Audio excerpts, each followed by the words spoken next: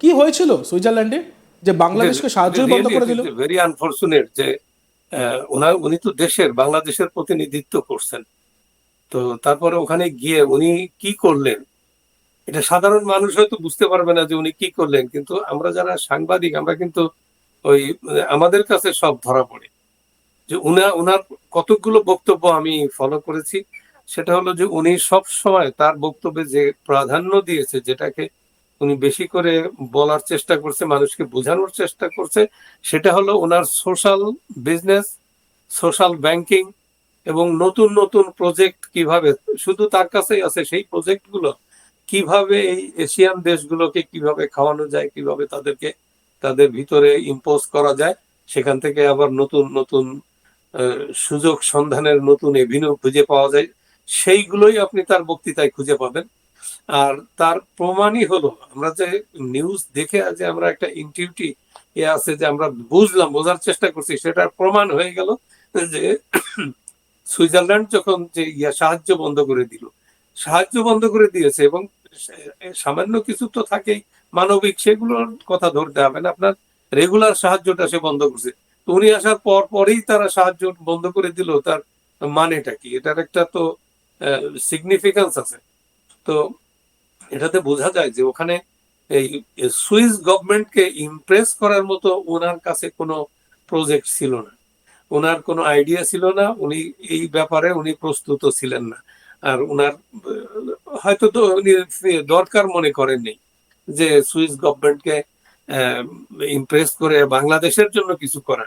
উনি যা কিছু করছে এটা ওনার নিজের জন্য করছেন, বাংলাদেশের জন্য কিচ্ছু করেন, এটা আমি আই ক্যান চ্যালেঞ্জ। আমি তার প্রত্যেকটা কিছু মেজর তার ইভেন্ট গুলো উনি নিজের জন্য কি করেছেন, মানে নিজের জন্য কি করার চেষ্টা করেছেন? মিডিয়াতে যেগুলো আসছে তার বক্তব্য আমি খুব কেয়ারফুলি আমি তার বক্তব্যগুলো শুনেছি, নিজের জন্য উনি কি করার চেষ্টা করেছিলেন? কি বলে কোনটা কি করে এটা আমি লক্ষ্য করেছি। তাতে সে বাংলাদেশের পক্ষে কোনো কিছুই বলে নাই, কোনো চেষ্টা ছিল না তার, যার জন্য এবং সুইস গভর্নমেন্টের সাথে তো ছিলই না, এটা প্রমাণ পাওয়া যায় যে ওনার মতো একজন লোক গিয়ে যদি হাতে পায়ে ধরে, তাহলে তো সুইস গভর্নমেন্ট মাস এক বছর এরকম হলো একটা রিলিফ পিরিয়ড একটা দিতে পারে, তা তো দেয় নাই। উনি আসার পরই এটা সাহায্য বন্ধ করে দিয়েছে।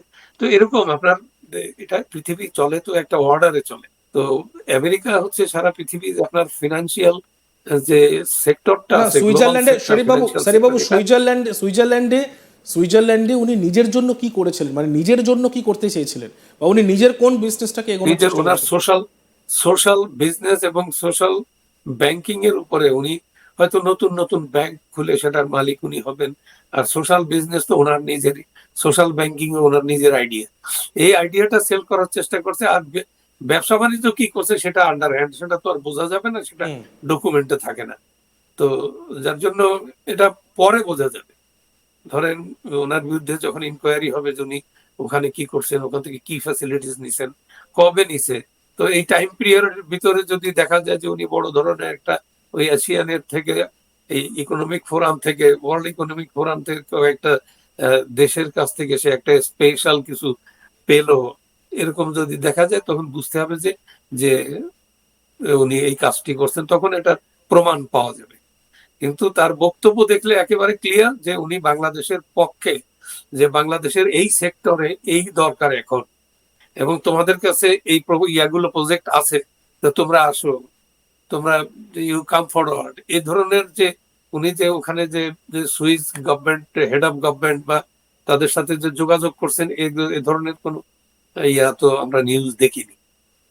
একদম। আরও একটা সূত্র মারফত খবর উঠে আসছে, আমরা একটা তথ্য পেয়েছি, যে তথ্য বলছে যে এই এই সূত্র ধরেই আমরা যদি বাংলাদেশে ফিরে আসি, যে সুইজারল্যান্ড টাকা বন্ধ করে দিল, আমেরিকা সাহায্য বন্ধ করে দিল, বাংলাদেশের চলতি অর্থবর্ষে বিশেষ করে 5ই অগস্টের পর থেকে যদি দেখা যায় যে একটা অস্থির পরিস্থিতি তৈরি হয়েছে বাংলাদেশে, সেই দিক থেকে দেখতে গেলে কিন্তু এফডিআই, ফরেন ডাইরেক্ট ইনভেস্টমেন্ট, বাংলাদেশে অনেক কমে গেছে।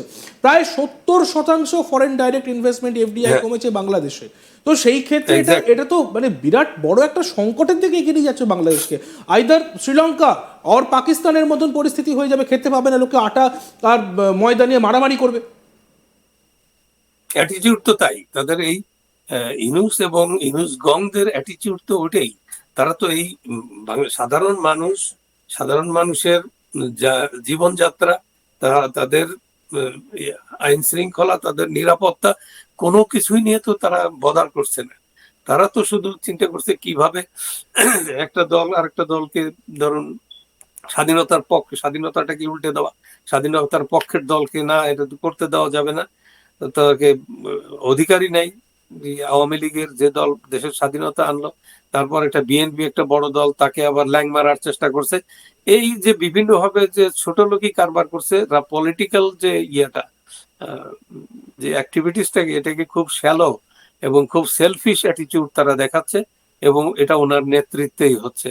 উনি তো এক জায়গা বলেই আসছে যে উনি তো ধরা খেয়ে গেছে যে হ্যাঁ, ছেলেরা আমাকে বলছিল যে আমি একটা দল করা দরকার, আপনার একটা দল লাগবে, তো আমি ওদের বলে দিয়েছি হ্যাঁ তোমরা করো, করতে থাকো, যা কিছু সাহায্য লাগবে তো আছি আমরা, তো তোমরা করো।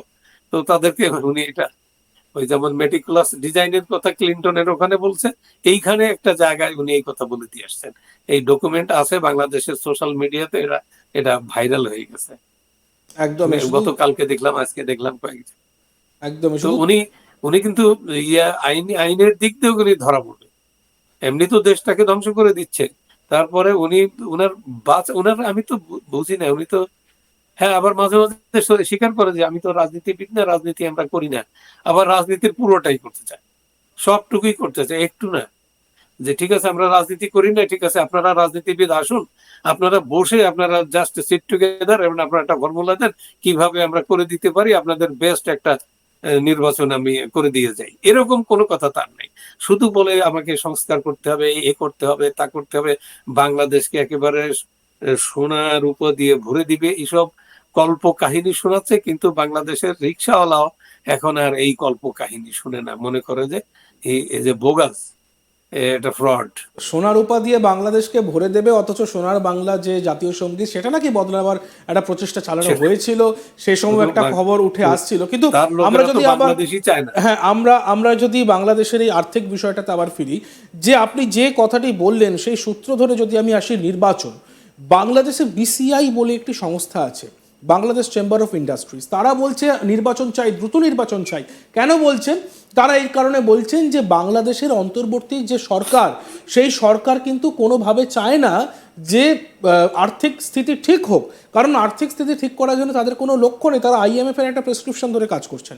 কিন্তু এই যে টেরর ফান্ডিং বলে একটা বিষয় হয়, পাকিস্তানের এত ইনভলভমেন্ট, যে পাকিস্তানকে একসময় গ্রে লিস্টে রেখেছিল আইএমএফ, সেই পাকিস্তানের সঙ্গে এত মহরম, এবং টেরর ফান্ডিং অ্যাক্টিভিটি যদি বাড়তে থাকে বাংলাদেশে, সেক্ষেত্রে তো বাংলাদেশও গ্রে লিস্টে চলে আসতে পারে। এবং বিসিআই নিজে নির্বাচন চাইছে, তাহলে তো দেশের বিভিন্ন কোনায় কোনায় বিদ্রোহের রব উঠছে।